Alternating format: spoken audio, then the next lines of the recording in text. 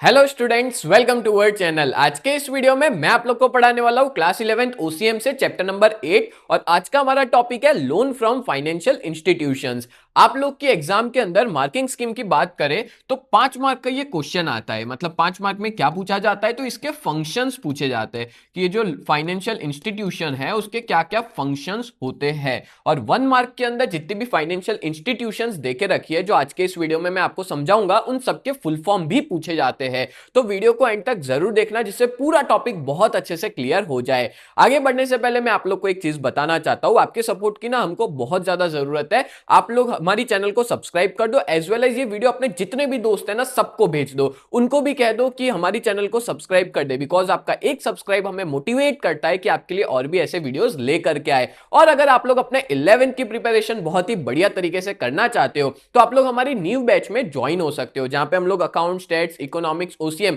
चारों सब्जेक्ट्स के video lectures भी प्रोवाइड करते हैं, as well as live lectures भी होते हैं। तो और आपके हर एक डाउट्स को भी क्लियर किया जाएगा। तो अभी के अभी ज्वाइन करो। कैसे करना है ज्वाइन? तो आपको हमारी ऐप डाउनलोड करनी पड़ेगी, प्ले स्टोर पे यूजीटी नाम से अवेलेबल है, जाकर के डाउनलोड कर सकते हो। डिस्क्रिप्शन में उसकी लिंक भी देके रखी है। तो चलिए शुरुआत करते हैं आज के हमारे इस टॉपिक के, लोन फ्रॉम फाइनेंशियल इंस्टीट्यूशंस।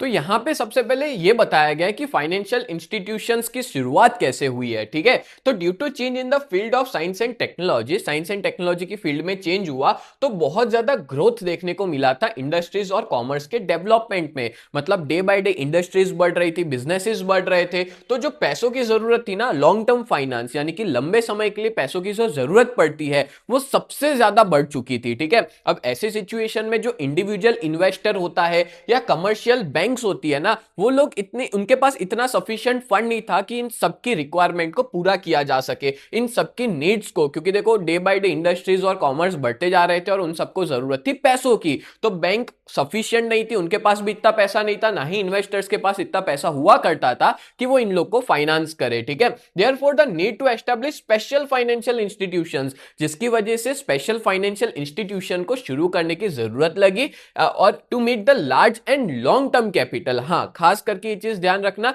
कि ये जो फाइनेंशियल इंस्टीट्यूशंस होती है ना, वो लार्ज और लॉन्ग टर्म कैपिटल में इन्वेस्ट करते हैं। लॉन्ग टर्म यानी कि 10 साल, 15 साल, 20 साल, 50 साल तक के लिए भी कोई भी कंपनी को इन्वेस्टमेंट चाहिए तो वो फाइनेंशियल इंस्टीट्यूशन से ले सकते हैं। And with the beginning of 5 year plan in the country, 5 year plan का मतलब होता है सरकार ने ना 5 वर्षीय योजना जब शुरू की थी तो उस टाइम पे ज्यादातर फोकस किया गया था इंडस्ट्रियल डेवलपमेंट के पीछे, कि इंडस्ट्री अपनी कंट्री में ज्यादा से ज्यादा बढ़े।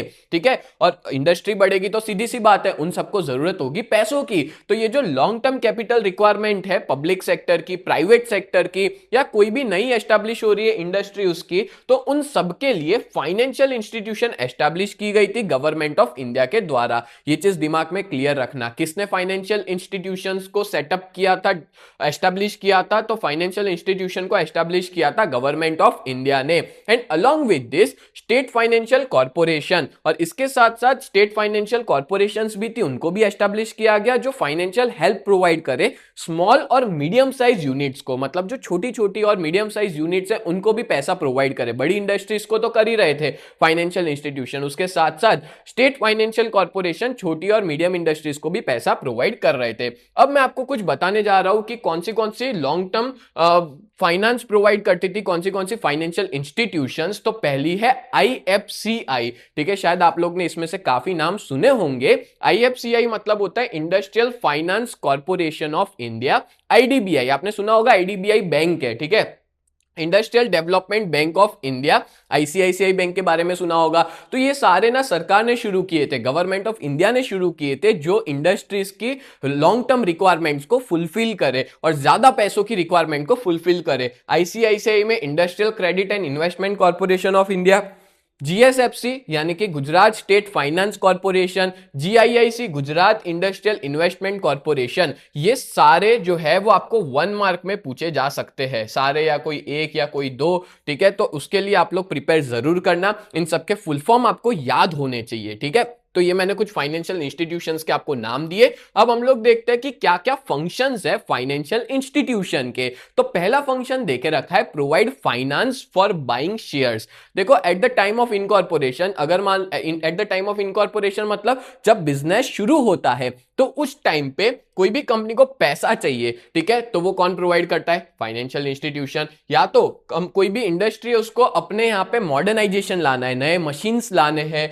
या अपने बिजनेस को एक्सपांड करना है, या तो ये सारी सिचुएशन में फाइनेंशियल इंस्टीट्यूशंस जो है वो उनको हेल्प प्रोवाइड करता है, उनके शेयर्स जो है वो खरीदता है, प्लस ये financial institution service of underwriter भी प्रोवाइड करता है। सो अंडरराइटर क्या होता है? तो बहुत इजी लैंग्वेज में मैं आपको समझाता हूं। अंडरराइटर वो लोग होते हैं जो बल्क में शेयर्स खरीदते हैं, कोई भी कंपनी के बल्क में खरीदते हैं और रिटेल मार्केट में जाके धीमे धीमे बेचते हैं। तो इतना सारा पैसा, देखो कंपनी जब शुरू होती है ना तो उस टाइम पे उसको पैसों की जरूरत होती है, तो ये फाइनेंशियल इंस्टीट्यूशंस होते हैं जो इनके शेयर्स में इन्वेस्ट करते हैं, अंडरराइटर्स के तरह अलग अलग तरीके से इनको पैसा प्रोवाइड करने का काम इन फाइनेंशियल इंस्टीट्यूशन का था। क्लियर? तो पहला है provide finance for buying share, shares खरीदने के लिए पैसा दिया। Next, provide finance by giving loan, हाँ लोन देके भी उनको पैसा प्रोवाइड किया, जैसे कि loan to business unit against mortgage.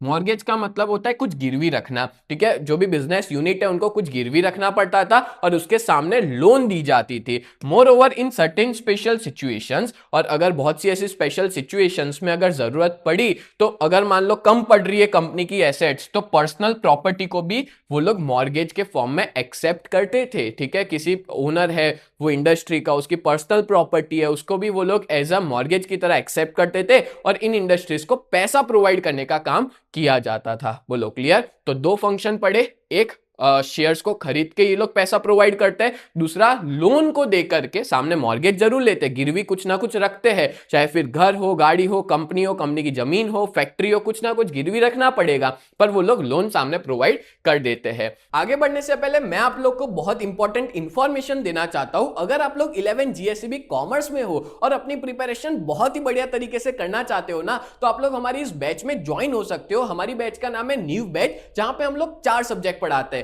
Account, statistics, economics और ओसीएम। और इन चारों सब्जेक्ट के आपको लाइव लेक्चर्स भी हम मिल जाएंगे, मतलब मंडे टू सैटरडे हर रोज लाइव लेक्चर्स पढ़ाते हैं, as well as recorded videos भी प्रोवाइड करते हैं। आपको यहां पे रेगुलर टेस्ट दे पाओगे, साथ में हैंड रिटन नोट्स मिल जाएंगे, 24/7 डाउट सॉल्यूशन प्रोवाइड किया जाता है। और इस पूरे बैच की प्राइस जो है वो बहुत ही ज्यादा रिजनेबल है, 2999 पूरे साल के लिए, जब तक आपका 11th फिनिश नहीं हो जाएगा तब तक के लिए। और हमारी बहुत ही बढ़िया सी टीम है। मैं आप लोग को इकोनॉमिक्स और ओसीएम पढ़ाऊंगा, कल्पेश सर आपको अकाउंट्स पढ़ाएंगे, हिमल सर आपको स्टैटिस्टिक्स पढ़ाएंगे। और अगर आप लोग इस बैच के बारे में और ज्यादा डिटेल में पता लगाना चाहते हो तो आप लोग हमारी वेबसाइट को विजिट कर सकते हो। हमारी वेबसाइट का नाम है www.ugt.co.in। इस वेबसाइट पे आप लोग विजिट कर सकते हो। एज वेल एज अगर आप लोग ने अभी तक हमारी ऐप को डाउनलोड नहीं किया है तो प्ले स्टोर पे जाकर के यूजीटी नाम से आप सर्च कर सकते हो, प्ले स्टोर पे अवेलेबल है, जाके डाउनलोड कर लीजिए। और अगर आप लोग आईफोन यूजर हो तो ऐप स्टोर के ऊपर माई इंस्टीट्यूट के नाम से अवेलेबल है, आप वहां पे जाकर के भी डाउनलोड कर सकते हैं। और उसका ORG कोड है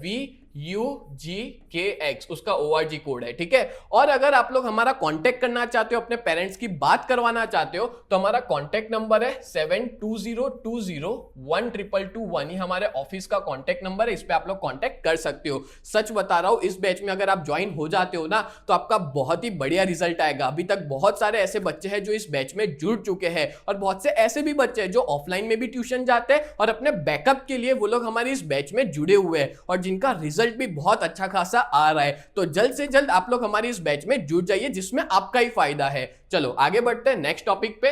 देन बात करें number 3, help through direct payment for technological services. बहुत सी बार जो कंपनी होती है ना वो काफी ज्यादा पैसा खर्च करती है टेक्नोलॉजी सर्विस के पीछे। जैसे आप लोग देख लो, आईटी सेक्टर पूरा देख लो, इंफॉर्मेशन टेक्नोलॉजी वाला, उसमें डे बाय डे कुछ ना कुछ नया आता है, कभी एआई आता है, ये वो चालू का चालू ही रहता है, ठीक है। तो उन सिचुएशंस के अंदर ऐसी फाइनेंशियल इंस्टीट्यूशंस उनको टेक्निकल सर्विस भी प्रोवाइड करती थी, साथ साथ में कंपनी के बिहाफ में उनको जो भी टेक्नोलॉजी कंपनी को पे करना होता था उनको डायरेक्ट पे कर देते थे। जैसे एक एग्जांपल देता हूं, मान लो मेरी एक इंडस्ट्री है, ठीक है, मैं मेरी इंडस्ट्री के अंदर कोई मशीन खरीदना चाहता हूं, और वो मशीन मान लो कि है फ्रांस का, ठीक है, फ्रांस की कोई कंपनी से मैं खरीद रहा हूं। फ्रांस का पेमेंट तो मेरे को डॉलर में या वहां की जो करेंसी है, ठीक है, उसमें करना पड़ेगा। तो मैं क्या करूंगा, ये जो फाइनेंशियल इंस्टीट्यूशन है उनको जाके बोलूंगा कि मेरे को ये मशीन खरीदना है, उसके लिए पैसा चाहिए। तो फाइनेंशियल इंस्टीट्यूशन मेरे को ऐसा बोलेंगे कि भाई हम तुमको क्यों करें, एक काम करते, सीधा उस कंपनी को ही कर देते हैं फ्रांस की, जो आपको मशीन प्रोवाइड कर रही है, तो वो सीधा उनको भी पेमेंट कर देते हैं। तो हम ऐसा कह सकते हैं कि डायरेक्ट पेमेंट करते हैं टेक्नोलॉजी सर्विस के लिए। मान लो मैं जो भी कंट्री से ला रहा हूं उस कंपनी को वो लोग डायरेक्ट पेमेंट कर देते हैं। क्लियर हो गया। नेक्स्ट है प्रोवाइड गारंटी, मतलब बहुत सी बार ये लोग ना गारंटर भी बन जाते हैं, ठीक है, एश्योरेंस देते हैं दूसरे फाइनेंशियल इंस्टीट्यूशंस को, मतलब ये एक इनडायरेक्ट हेल्प हुई। जैसे मान लो मेरे को कोई रॉ मटेरियल खरीदना है, ठीक है, तो आईसीआईसीआई बैंक से मेरा अच्छा रिलेशन भी है, प्लस आईसीआईसीआई वालों ने मेरे इंडस्ट्री में अच्छा खासा पैसा भी इन्वेस्ट किया हुआ है, ठीक है। तो अगर मेरे को मान लो बड़े मात्रा में रॉ मटेरियल खरीदना है या मान लो कि कहीं पैसा इन्वेस्ट करना है, तो ऐसी सब सिचुएशन में एज अ गारंटर की तरह काम आते हैं। गारंटर मतलब होता है वो सामने वाले को गारंटी देंगे, भाई टेंशन मत लो, इसका पैसा तुमको मिल जाएगा, नहीं मिलेगा तो हम देंगे, ठीक है, इस तरह इसको बोलते हैं गारंटर, ठीक है। तो गारंटर का काम भी ये लोग प्रोवाइड करते हैं, गारंटी प्रोवाइड करने का काम। क्लियर कि सामने वाले को पेमेंट मिल जाएगा, तो ये एक तरह की इनडायरेक्ट हेल्प हुई, जिसके बेसिस पे पैसा तो नहीं दे रहे पर एक इनडायरेक्ट हेल्प कर रहे पैसा लेने के लिए या पैसा इन्वेस्ट करने के लिए, ठीक है।